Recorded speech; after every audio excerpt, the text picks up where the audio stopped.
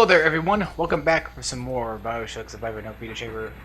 And today we're going to be doing Point Prometheus. This is my guide for, Proving Grounds.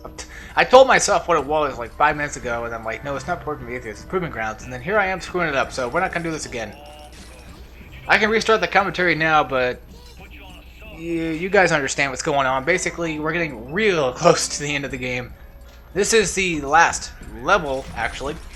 Fontaine doesn't really count as a level, but it does, kind of. It's hard to explain. Fontaine's just a boss fight, but it's still... You still save it as if it was a level, basically. And I don't know if people really count it as one. I don't know. I'm going to. So, you take out the security camera right there. This is actually going to be a very short level. Not Smuggler's Hideout short, but it's like 10 to 12 minutes long.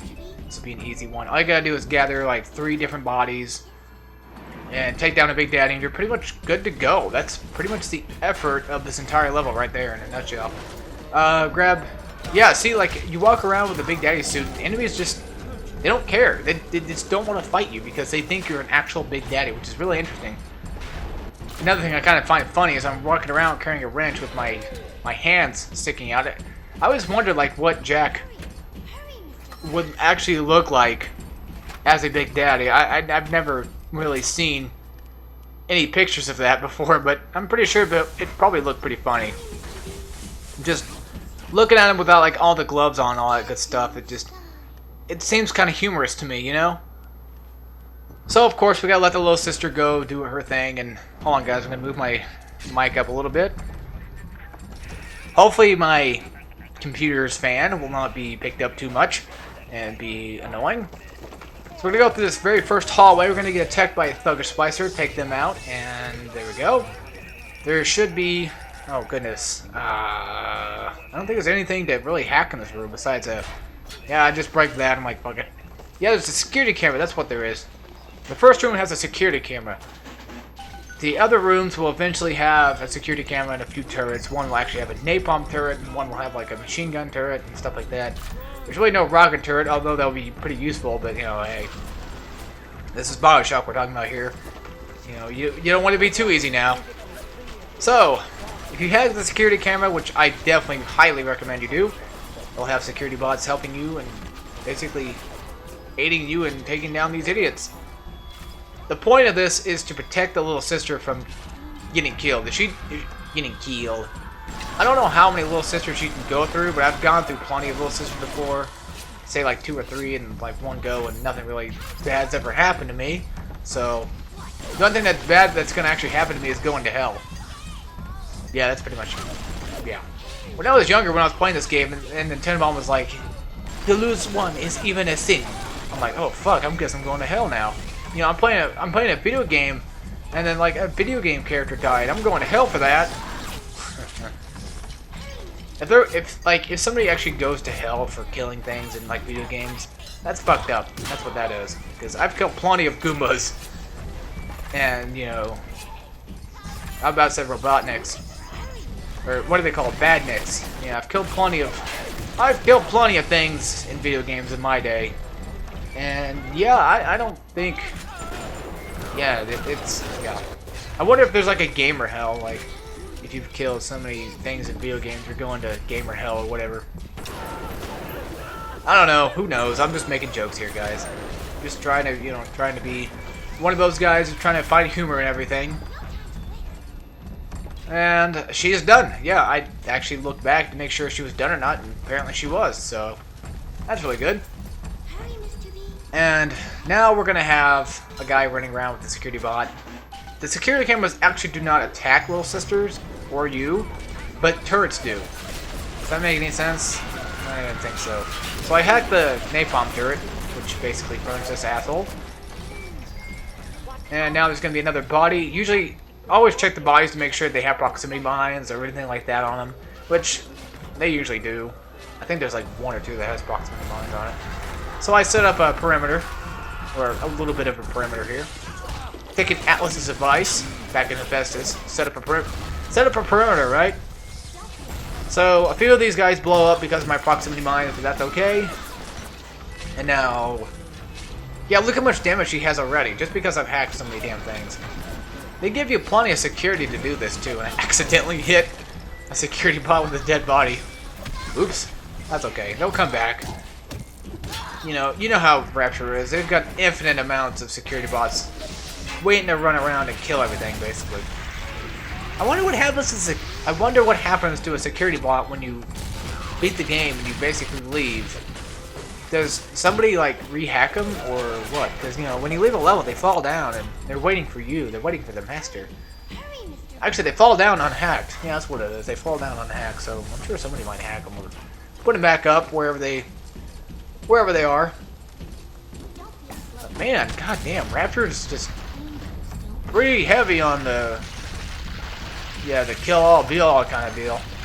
So I froze that little turret just because I know he was gonna attack my little sister. So I decided just to freeze his ass with with liquid nitrogen, just trying to waste as much as I possibly can, because I know there's gonna be plenty of it left. Oh man, I'm gonna run out of liquid nitrogen in no time. Ooh.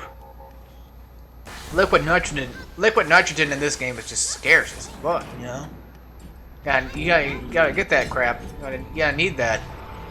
Anything for chemical thrower is good. The only thing that's actually, try not to be sarcastic here, the only thing that's actually scarce, in my opinion, is, oh god, I have to say electric drill. Because you get like 25 of it each time you hack something. Or not hack something. Each time you invent something, you only get like 25 of it. Even with like a tonic on, it's still... It's always the last thing I usually get. I always get like electric drill like last. I always have trouble getting electric drill for some reason. Because I'm already so bent on like buying everything else. The item that's the least scarce, in my opinion, is trap bolts, because you hack one of those invents, and then you get like that tonic that allows you to basically get more stuff when you invent something. You get like a crap load of trap bolts. So there's actually going to be 3 splicers in this water. Go ahead and shock the water multiple times just to be on the safe side if they're all dead. Yeah, they're kind of dumb. I don't know why they were waiting in water. Hopefully they weren't waiting too long, because they would have drowned. But I guess they probably just got there, considering the fact that they haven't drowned yet. There's actually more water in this area right here. The little sister will not take damage from your electric bolt attack, so don't worry about that. If you come up here, we're going to have some first aid kits and stuff like that. Some more supplies. It's always good to have. We're going to pass through this room, and we're going to have another room to deal with even more bodies of gathering. This is the hardest room of them all. This is the hardest little... I guess you could say this isn't a room, I guess you could say. So, hack the security camera, and I think that's it. I don't think there's actually... there's like no security turrets or anything. So it makes it kind of harder. There's no other security besides that security camera, so I set up a perimeter myself. I decided to go sit down. Actually, no, there is a turret. What am I talking about? I just hacked it right there. I didn't hack it just then and there, but I realized that I did. My bad. So there is a security turret, but the cover kind of gets in the way of him. I know somebody wants to say this, but I know on the back of the machine gun it looks like it says LOL. I know. I've always noticed that, and it's just something that I find kind of interesting, though. So, yeah. Let the security do its work, and basically just defend the little sister like always, and pretty much got this down. There's really nothing to it. Always hack the security. If you want to make this hard on yourself, go ahead. By all means, go ahead. If the little sister dies, you will get another one, so... The weird thing is, sometimes if the little sister dies so much, or if you kill off so many little sisters, eventually the body will just become useless, I guess, to them, and they just walk off and they go to the next one. I don't know if it's a bug or a glitch or just a way of like, fuck you, move on kind of deal, but it probably is, judging by how BioShock works. So, don't think we're out of the woods just yet, because we've got a big daddy to put up with now. And of course I throw a trash can at his ass just to kind of show him up.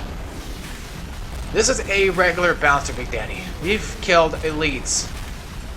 We've killed off elite Rosies almost no problem right now, so... No, I've had problems killing them off, but... I mean, if I was smart, I could take them out no problem. So this motherfucker thinks he's tough, but he ain't shit. I don't know why he's actually attacking us for. Is he attacking us because we have a little sister and he thinks like all those sisters must be protected or something like that? Even though I'm walking around, even though she's more protected with me anyway. You know, considering that's what Tenma basically says herself. She's like, they're better off with you than them, or crawling in the cold darkness, basically. Oh, unfortunately, we only have one we can basically deal with. Alright, so now we're gonna go through this last little door here, and pretty much there's gonna be a room filled to the brim with supplies. There's gonna be a UN vent station, a gene switching station, a JoJo's vending machine.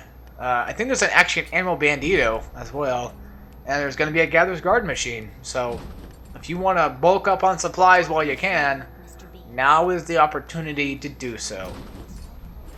Yes, make sure you grab as much crap as you can before you fight Fontaine. Make sure you're prepared for Fontaine, because Fontaine is not that hard, and I'll tell you why once we get to that little area. But for now, I just want to let you guys know that Fontaine will prove quite valiant in a survivor mode. The thing about survivor mode, no Vita-Chambers, is it doesn't matter when you fight Fontaine. You're basically doing what you're going to do in survivor anyway. If you play survivor with Vita-Chambers on, you're not going to get a Vita-Chamber when you fight Fontaine. So they take that away from you anyway, so it's basically just fighting him on survivor mode. If you kick his ass in survivor mode, you'll kick his ass here. Alright, so we're going to pick up some supplies, and yeah, we've got actually a crap load of supplies, really. I think I buy some things from Ammo Bandito, and grab some napalm, some liquid nitrogen, of course some incendiary rounds, because, you know, we always need that. Pick up that little needle of hers, and buy some more junk, and we'll be on our way. So I will see you all when we fight Fontaine. As always, take care, everybody.